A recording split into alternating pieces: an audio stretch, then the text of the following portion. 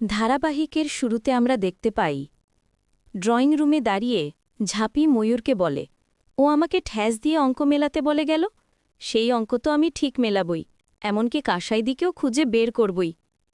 পরবর্তীতে ঝাঁপি এটাও বলে, তুমি আমাকে সাহায্য করতে পারবে পিসিমণি, তোমার সাহায্য ছাড়া আমি কাসাইদিকে খুঁজে বের করতে পারব না। পরক্ষণে ময়ূর বলে, আমি তোকে কিভাবে সাহায্য করতে পারি? আমি আমার যথাসাধ্য মতো চেষ্টা করব তোকে সাহায্য করার। শুধু একবার বল তোকে কিভাবে সাহায্য করব। তখন ঝাঁপি বলে, তোমাদের যত আত্মীয়স্বজন রয়েছে তাদের ঠিকানা আমাকে দেবে। তবে তোমাদের যত আত্মীয়স্বজন, এত মানুষের ঠিকানা তুমি কি বলতে পারবে? ঠিক তখন ময়ূর বলে ওঠে, আমার মাথায় একটা বুদ্ধি এসেছে। যখন ছোট দাদার বিয়ে হয় তখন সব আত্মীয়স্বজনদের লিস্ট খাতায় করা আছে, সেটা দেখেই আমরা সবার বাড়িতে পৌঁছতে পারব। এরপর ঝাঁপি ময়ূর মিলে সব আত্মীয়স্বজনদের বাড়ির লিস্ট করতে থাকে। এদিকে দ্বীপ এসে বলে, পিসিমণি, তুমি কি শুরু করেছ? ঝাঁপির কথা বাদ দিলাম, কিন্তু তুমি তো ওই জ্বালায় এখনও জলে মরছ। এখনও অবধি তুমি চলে যাওয়ার পরেও কেন তুমি এসব করছ? আমি সেদিন দেখেছিলাম, প্রথম যেদিন নীলু কাসায় পালাতে গিয়েছিল সেদিন তুমি কিভাবে মাকে সাইড করেছিলে। তুমি একটা কথা কেন বুঝতে পারছ না পিসিমণি? ওই দত্তবাড়িতে যদি সরকার বাড়ির মেয়ে যায় তাহলে ওরা খুব অত্যাচার করবে, আর সেটা দাদা হিসেবে আমি কখনো দেখতে পারবো না। দ্বীপ এটা বলে যে ঝাঁপি কাসাই ওরা রোমান্টিক সিনেমার মতো করে ভাবছে, কিন্তু বাস্তব জীবন অনেক কঠিন, সেটা তো তুমি তো খুব ভালো করে বুঝতে পারছ।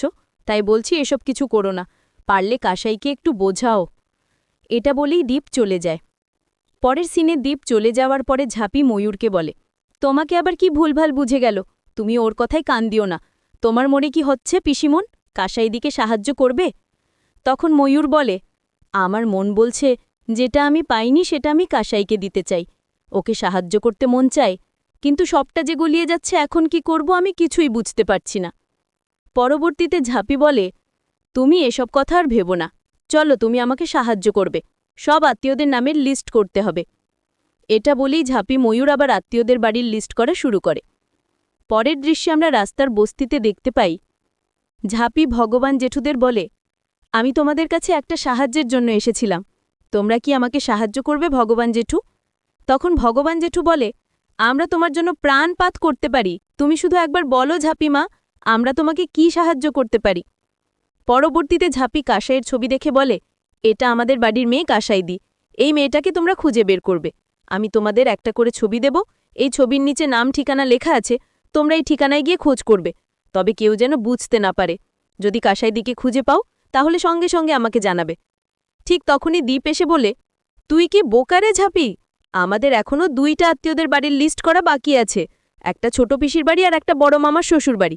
তবে একটা কথা তুই জেনে রাখ, তোর এই সাঙ্গপাঙ্গ দিয়ে কখনো কাসাইকে খুঁজে বের করতে পারবে না।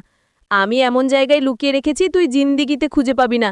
আমাকে দেখ কতটা নিশ্চিন্তে আমি কলকাতায় যাচ্ছি, কারণ তুই কাসাইকে কখনো খুঁজেই পাবি না। পরক্ষণেই ঝাঁপি বলে ওঠে, ওরা দুজনে খুব কষ্ট পাচ্ছে, সেটা কি তোমরা বুঝতে পারছো না? কেন তোমরা এমনটা করছো ওদের সাথে? তখনই দ্বীপ বলে ওঠে, কথায় আছে না, মায়ের থেকে মাসির দরদ বেশি, কাসাই আমার বোন, তাই তোর থেকে দরদ আমার বেশি। পরবর্তীতে ঝাঁপি বলে, কথায় এটাও আছে, অতি বাড়বেরো না, আমি তোকে দেখে কাসাইদিকে খুঁজে বের করব, সেটা আকাশ পাতাল যেখানেই হোক না কেন। ঝাঁপির কথা শুনে দ্বীপ আর কিছু না বলেই ওখান থেকে চলে যায়। তখন ভগবান জেঠু বলে, তাহলে আমরা আর খোঁজ করতে যাব না? ঝাঁপি বলে, না, মনে হয় তোমাদের দিয়ে আর খুঁজলে হবে না, এবার আমাকে কিছু একটা করতে হবে। পরের পার্টে ঝাঁপি নীলুকে ফোন করে বলে, আমি এখন অবধি কাসাইদিকে খুঁজে বের করতে পারিনি, যেহেতু আজকে ও কলকাতায় যাবে আর আজকের মধ্যে যা করার আমাকেই করতে হবে। আমার মাথায় একটা প্ল্যান এসেছে, এই প্ল্যান মতো কাজ করলে হয়তো আমরা কাসাইদির খোঁজ পাব। তখন ঝাঁপি নীলুকে প্ল্যানের বিষয়টা বুঝিয়ে দেয়। অন্যদিকে আমরা সরকার বাড়িতে দেখতে পাই ড্রয়িং রুমে বসে সবাই কাজ করছিল। তখন ছদ্মবেশে দেবদেবী সেজে ঝাঁপি এবং নীলু সরকার বাড়িতে গেলে অজন্তা ভিক্ষে দিতে যায়। তখন ঝাঁপি বলে, এই বাড়িতে ঘর অমঙ্গল, কালিমা না চাইলে একজন মানুষের ওপরে এমন ভর করতে পারে না, তাই তো আমরা এমন সেজে এসেছি। তাছাড়া কালিমা আমাকে নিজে কানে কানে বলছে আমি যেন তোর থেকে ভিক্ষে না নেই মা, কারণ এই বাড়িতে ঘর অমঙ্গল দেখা যাচ্ছে, তোর সন্তানদের বিয়োগ হতে যাচ্ছে, তোর সন্তানদের বিয়োগ হতে যাচ্ছে, তাই বলছি নিজের সন্তানকে নিজের কাছে আগলে রাখ। হয়তো ওরা খুব কষ্ট পাচ্ছে, কষ্টের কারণে হয়তো ওরা নিজেকে শেষ করে দেওয়ার কথাও ভাবছে। ঝাঁপির এমন কথা শুনে অজন্তা খুবই চিন্তিত হয়ে পড়ে আর বলে, তাহলে তুমি ভিক্ষে নেবে না? বা পরক্ষণে নীলু বলে ওঠে, আমরা এই বাড়ি থেকে কোনো ভিক্ষে নেব না। এটা বলে নীলু আর ঝাঁপি সরকার বাড়ি থেকে চলে যায়।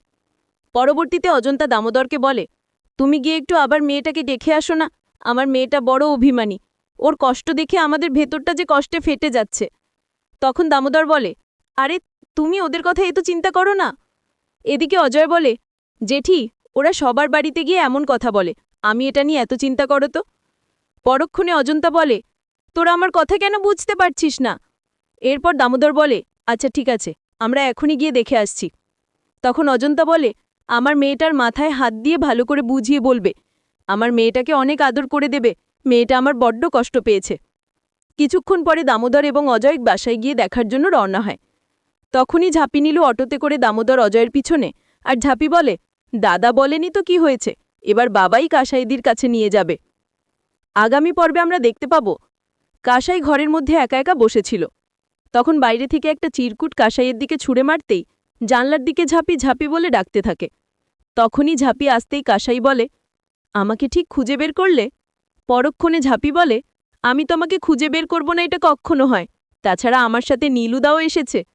আর দিকে ঝাঁপির সাথে কথা বলা শুনেই দামোদর কাসাইকে জিজ্ঞেস করে, কাসাই, তুই কার সাথে কথা বলছিস? কিন্তু কাসাই কিছু না বলে থ্যামেরে দাঁড়িয়ে থাকে।